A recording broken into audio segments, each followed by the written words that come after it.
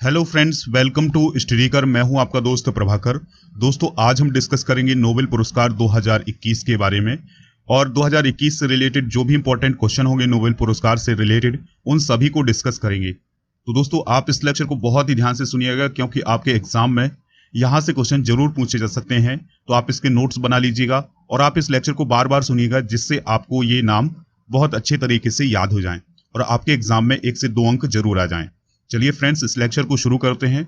शुरू करने से पहले आपको बता दें कि अगर आपको इस लेक्चर का पीडीएफ प्राप्त करना है तो हमारे टेलीग्राम चैनल को ज्वाइन कर लीजिएगा, जिसका लिंक आपको डिस्क्रिप्शन बॉक्स में मिल जाएगा। दोस्तों, आप हमसे व्हाट्सएप के माध्यम से भी जुड़ सकते हैं। हमारे व्हाट्सएप नंबर है 8602319713 और दूसरा व्हाट्सएप नंबर है 8770536009। तो आप इन नंबरों पर स्टडी से रिलेटेड कोई भी हेल्प पा सकते हैं। चलिए फ्रेंड्स, अब हम डिस्कस करते हैं नोबेल पुरस्कार को। तो दोस्तों, यह पुरस्कार विश्व में सर्वोच्च और सर्वाधिक पुरस्कार राशि वाला पुरस्कार है। याद रखिएगा कि पूरे विश्व में सबसे अधिक पुरस्कार राशि वाला पुरस्कार कौन है? नोबेल पुरस्कार है। इसका प्रारंभ किसने किया था? तो आप ध्यान से सुनिएगा। इसका प्रारंभ कब से हुआ था? तो नोबेल फाउंडेशन के द्वारा स्वीडन के वैज्ञानिक अल्फ्रेड नोबेल की याद में इसका प्रारंभ 1901 में किया गया था। तो याद रखिएगा कि जो नोबेल पुरस्कार है उसकी शुरुआत कब से हुई थी? 1901 से हुई थी। और यह पुरस्कार कौन देता है? Nobel foundation. दोस्तों, इस पुरस्कार के संस्थापक कौन है? तो इस पुरस्कार के संस्थापक हैं स्वीडन के रसायन शास्त्री और उद्योगपति अल्फ्रेड बर्नार्ड नोबेल। कौन है दोस्तों? Alfred Bernard Nobel. इसकी राशि कितनी है? तो आप बहुत ही ध्यान से सुनिएगा। यानी नोबेल पुरस्कार की राशि कितनी होती है? 10 मिलियन स्वीडिश क्रोनर। कितनी होती है दोस्तों? 10 मिलियन स्वीडिश क्रोनर। इसके साथ साथ इस पुरस्कार में एक पदक भी दिया जाता है और नोबेल प्रशस्ति पत्र भी दिया जाता है। चलिए फ्रेंड्स, कुछ और पॉइंट डिस्कस करते हैं नोबेल पुरस्कार के बारे में। दोस्तों, नोबेल पुरस्कार कुल मिलाकर के 6 क्षेत्रों में दिया जाता है। अब वो 6 क्षेत्र कौन कौन से हैं? शांति, साहित्य, भौतिकी, रसायन, चिकित्सा विज्ञान और अर्थशास्त्र। तो दोस्तों, इस प्रकार से जो नोबेल पुरस्कार है वो 6 क्षेत्रों में दिया जाता है। दोस्तों, अल्फ्रेड नोबेल ने कुल 355 आविष्कार किए थे, जिनमें से डायनामाइट का आविष्कार सबसे अधिक लोकप्रिय हुआ था। तो याद रखिएगा कि जो अल्फ्रेड नोबेल हैं उन्होंने 355 आविष्कार किए थे, जिसमें से डायनामाइट का आविष्कार सबसे लोकप्रिय हुआ था। दोस्तों, अब हम बात करते हैं कि यह पुरस्कार कौन सी संस्था देती है? तो नोबेल फाउंडेशन देती है। और नोबेल फाउंडेशन की स्थापना कब की गई थी? साल 1900 में। कब की गई थी दोस्तों? साल 1900 में। चलिए फ्रेंड्स, अब हम डिस्कस करते हैं नोबेल पुरस्कार 2021 से रिलेटेड मोस्ट इंपॉर्टेंट क्वेश्चन। तो आप बहुत ही ध्यान से सुनिएगा इन क्वेश्चन को।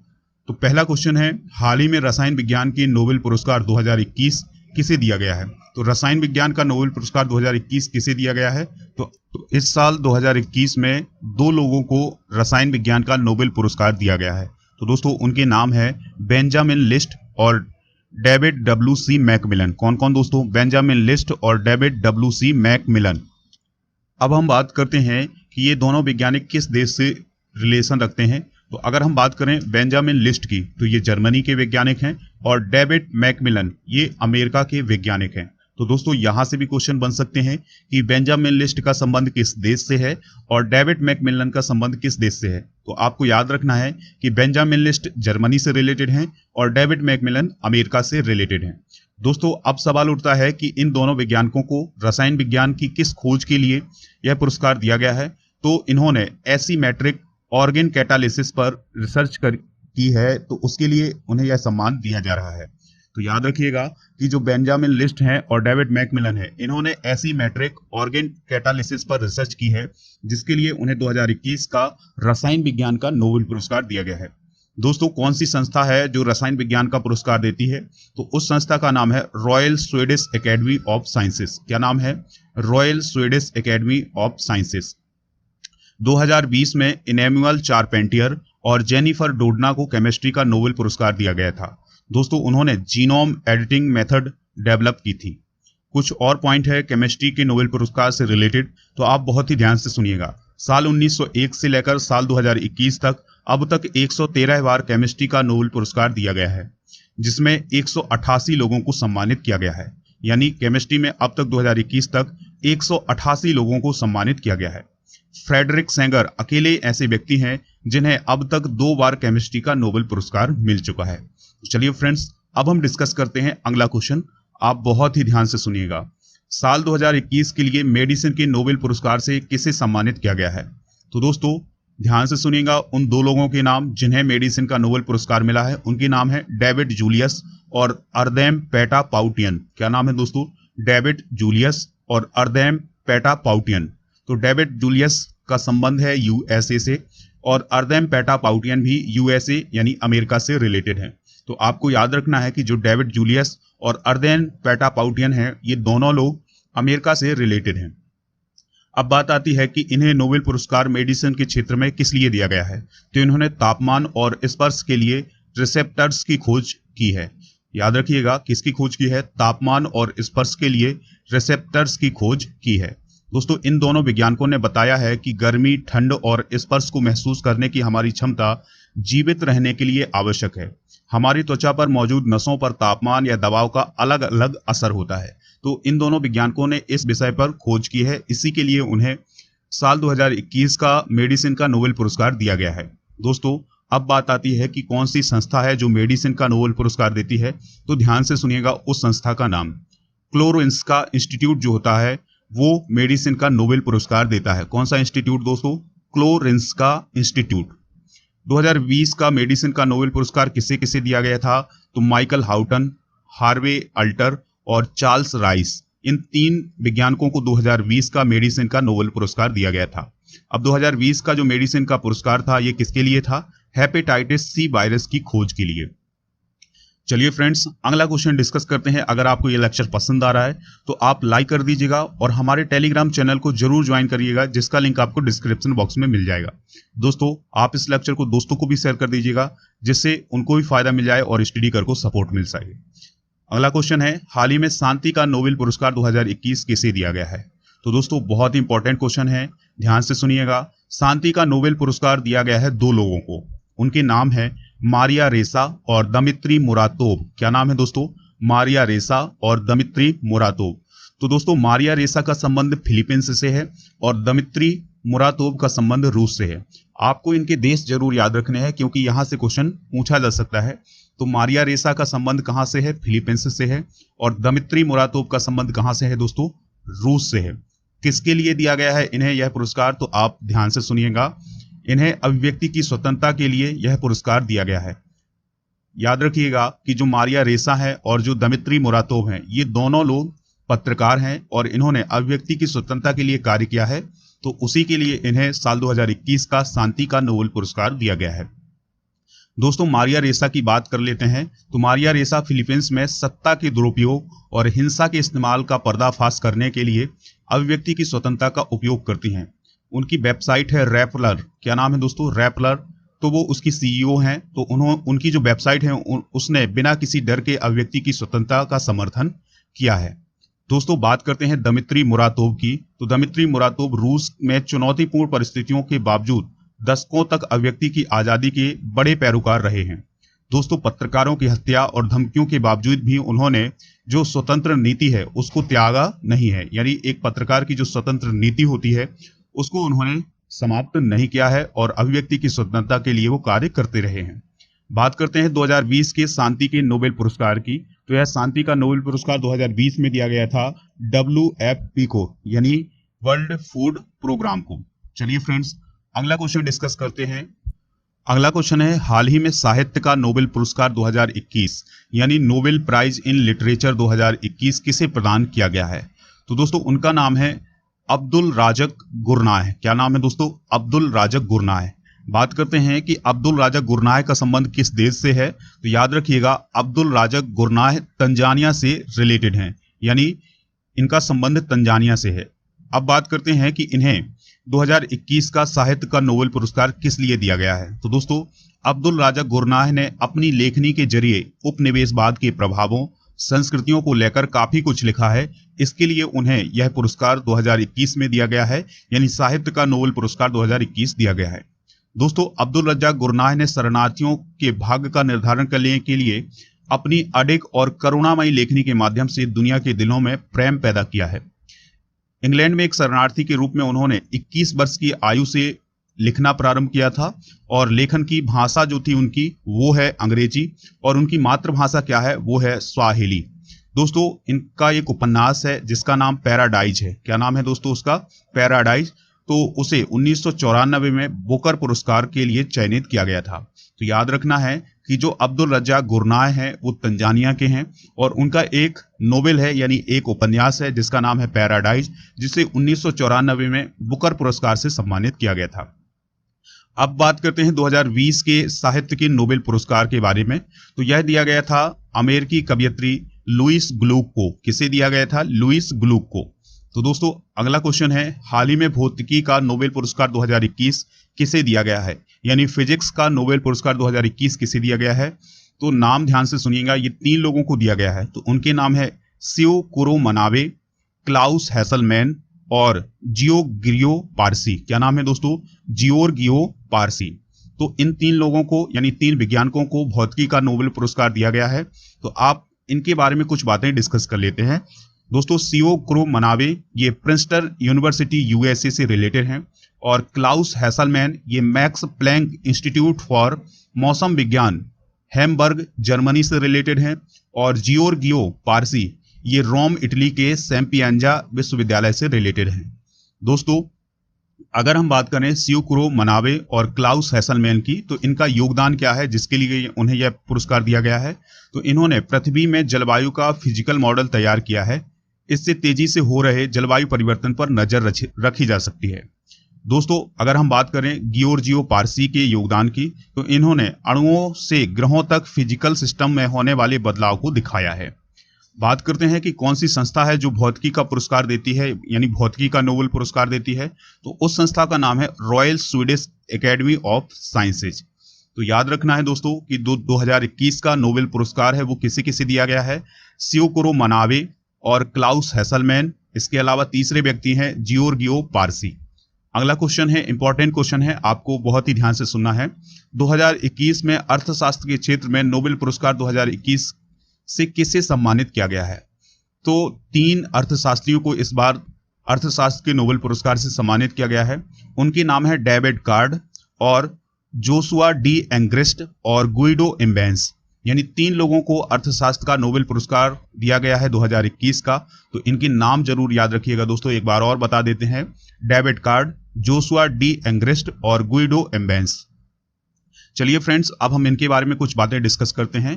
तो डेविड कार्ड, जोशुआ डी एंग्रेस्ट और गुइडो इम्बेंस ये तीनों अर्थशास्त्री अमेरिका से संबंधित हैं। अब बात करते हैं कि इन तीनों अर्थशास्त्रियों को क्यों दिया गया है 2021 का नोबेल पुरस्कार।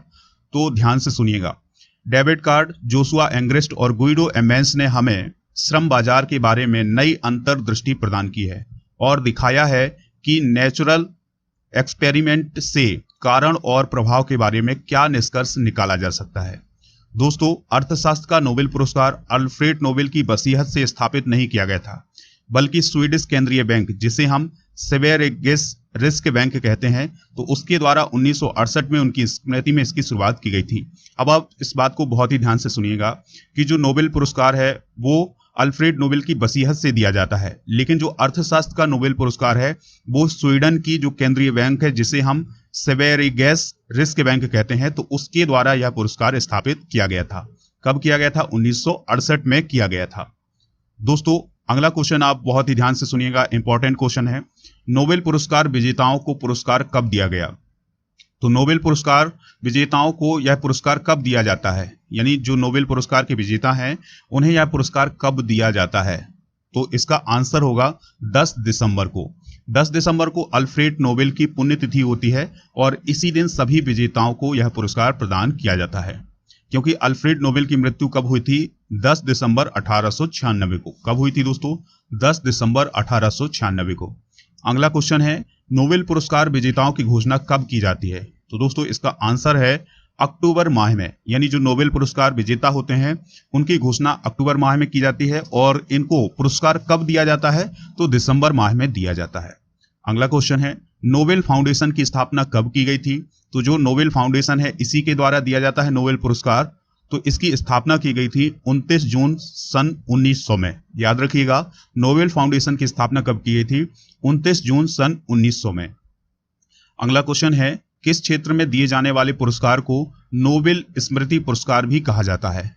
तो दोस्तों जो अर्थशास्त्र के क्षेत्र में पुरस्कार दिया जाता है नोबेल का, उसे हम नोबेल स्मृति पुरस्कार के नाम से भी जानते हैं।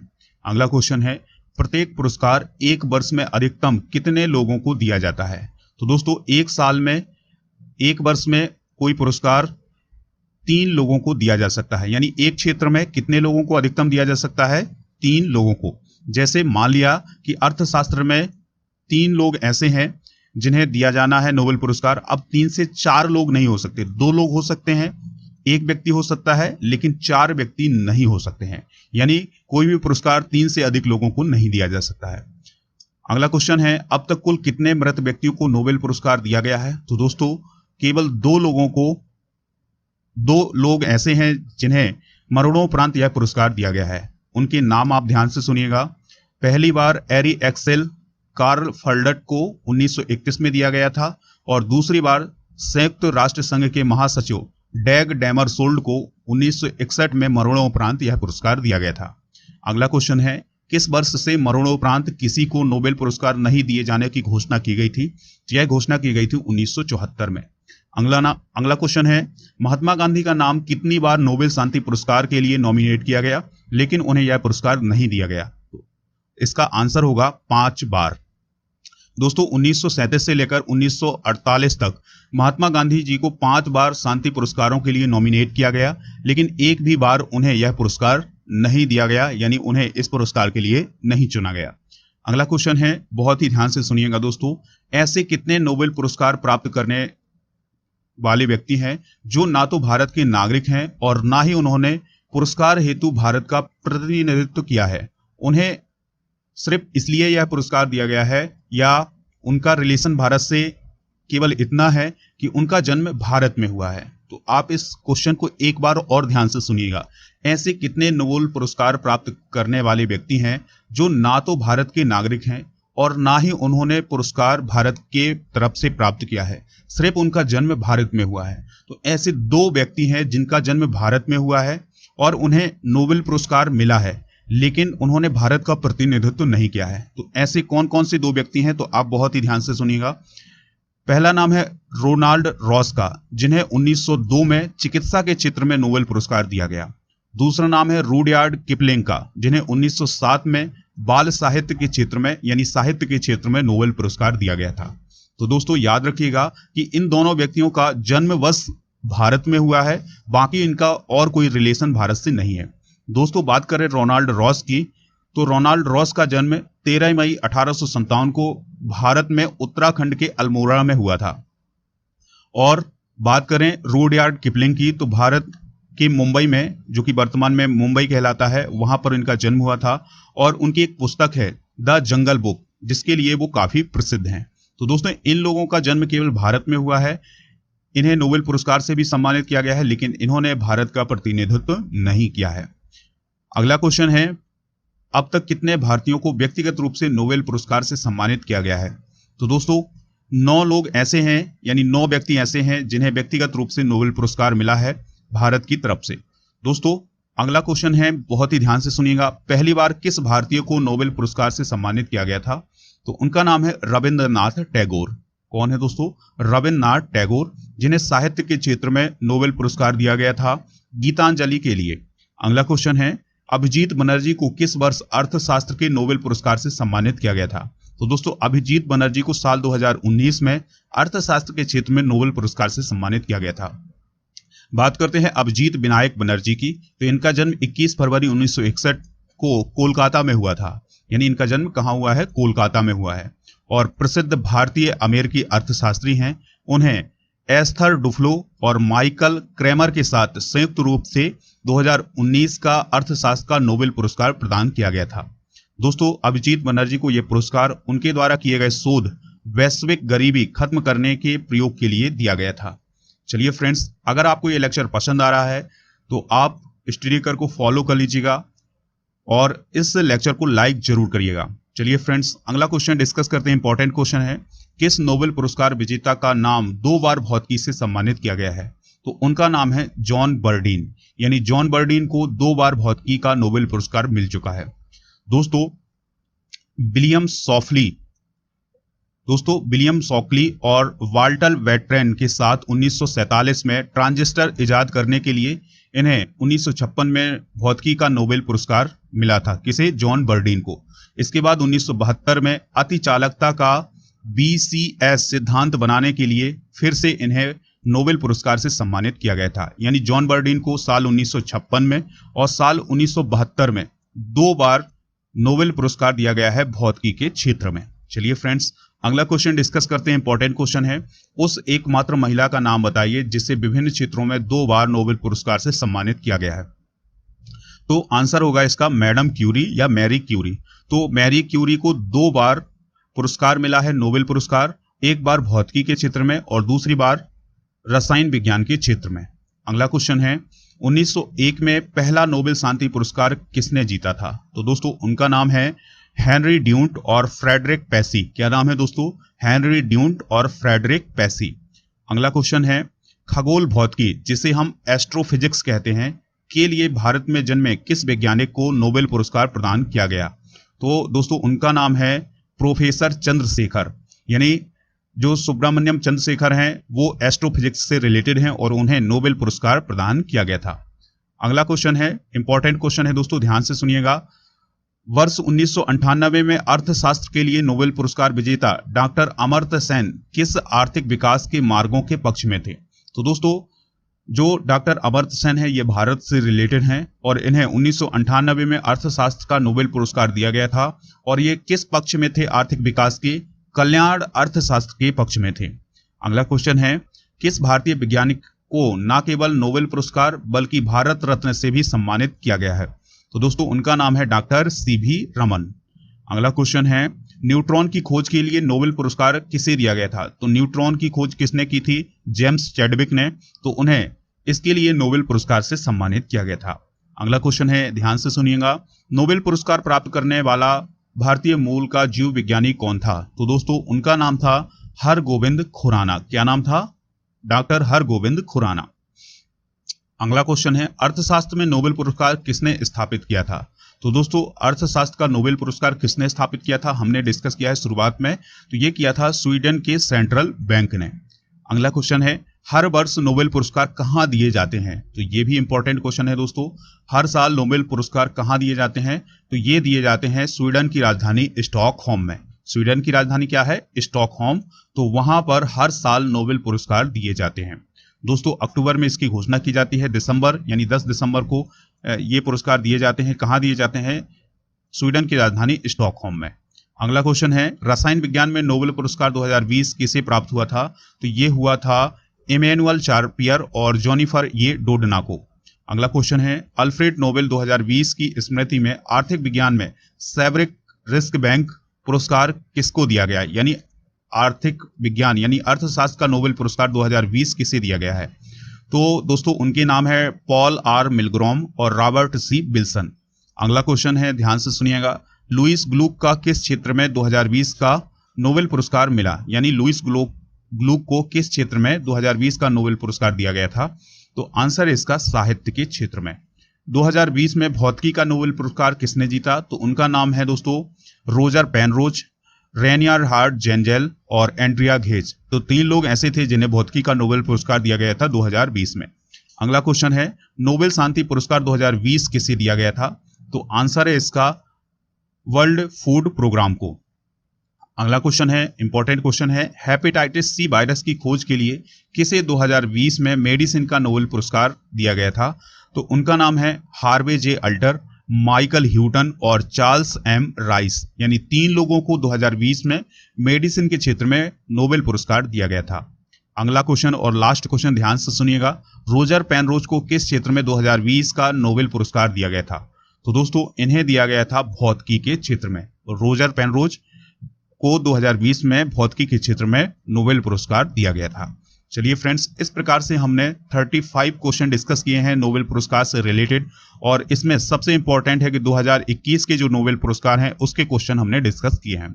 अगर आपने स्टडी कर को खबरी ऐप पर फॉलो नहीं किया है तो फॉलो कर लीजिएगा, वहां पर आपको मोस्ट इंपॉर्टेंट ऑडियो लेक्चर मिल जाएंगे। इसके अलावा आपको मॉडर्न इंडियन हिस्ट्री का ऑडियो कोर्स मिल जाएगा बहुत ही कम कीमत पर। तो दोस्तों आप इसको परचेज कर लीजिएगा, आपके एग्जाम में बहुत हेल्प मिलेगी इस ऑडियो कोर्स से। दोस्तों आप राजा गुप्ता को अनअकैडमी पर फॉलो कर सकते हैं, वहां पर आपको उनकी स्पेशल क्लासेस, लाइव क्लासेस मिल जाएंगी।